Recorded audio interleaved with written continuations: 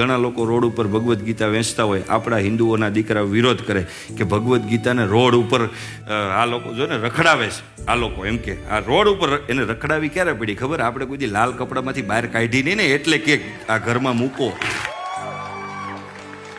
આપણા બાપાએ કીધું કે આને પેક કરી 3 ગાંઠ મારીને રાખજે, એટલે એને ખોલો.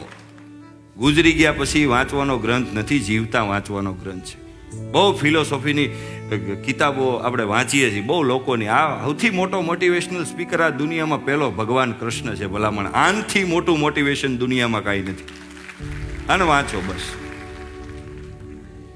પ્રભુપાદજીને કીધું કે આ ભગવદ્ ગીતા લઈને તમે ફરો છો, એનાથી શું ફાયદો થાય? આજે સંતની, આ સાધુની જે વાત કરું છું ને, એને કોઈ જુવાનીમાં વિચાર નથી આવ્યો. 65 વર્ષે એ સાધુને વિચાર આવ્યો. જે વર્ષે માણસ મરી જવાનો હોય એ વર્ષે એને વિચાર આવ્યો કે મારા ગુરુના વચન છે, કે મારા ગુરુએ કીધું છે કે આ ભગવદ્ ગીતાનો પ્રચાર કરવા